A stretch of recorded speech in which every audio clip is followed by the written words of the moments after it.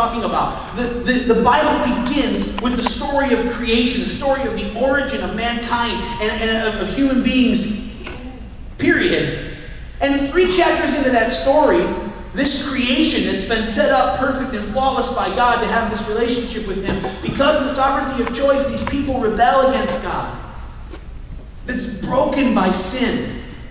Sin is that willful rebellion against God and His way, the choosing of our own way over His. And so because of the consequences of the rebellion against God, they're put out of the garden. They're put out of paradise. They're kind of put into exile. And the sting of that rejection we still deal with every day. I mean, it's a deep-seated reality of our hearts. It's a spiritual thing that we know inside of us. Somewhere in our souls, all of us know that because of our sin, because of our imperfection, that we are unacceptable. And we feel it.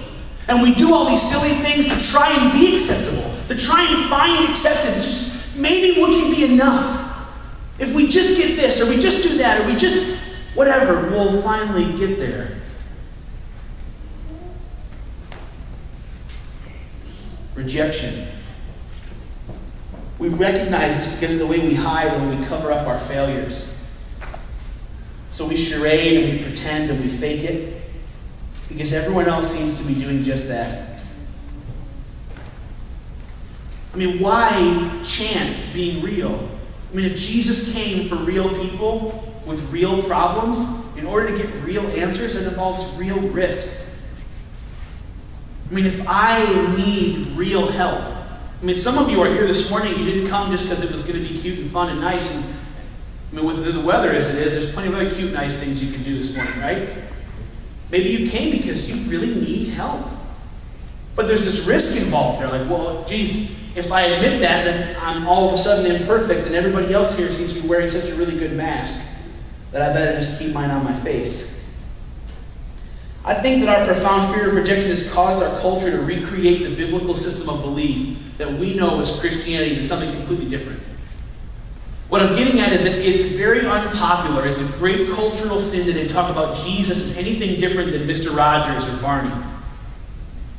Like, he's this sweet, loving guy who just loves everything and just went through life floating on a cloud, loving on people and touching babies and doing all these great things. And he was just so, what a nice guy. But my problem with that is, if he was anything like Mr. Rogers or Barney, why would any government ever take the time to crucify him? I mean, think for a minute. If he's this non-threatening figure of hugs and cupcakes, why? Why bother? I mean, can you imagine the day when Barney gets crucified? There'd be public outrage. I love you. I'm on this cross. We would never stand for that. The fact of the matter is, Jesus was someone who was controversial enough to shake up the system. He was someone that was controversial enough to get on the radar of his enemies and to actually be killed, to be massacred, to be brutally killed. The death of a profound criminal. Something's going on with this Jesus. So what do we do? How do we deal with this? We talk about imperfect people. They come with imperfection.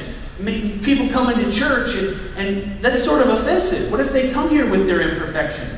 I mean, what are all those of us who are perfect going to do with these imperfect people and their imperfection? I mean, how is that all going to work? What should our attitude be towards sin? And how does this all work? We all want to be accepted because we've all felt rejected. And at the heart of the gospel is this message of acceptance. But how does that work?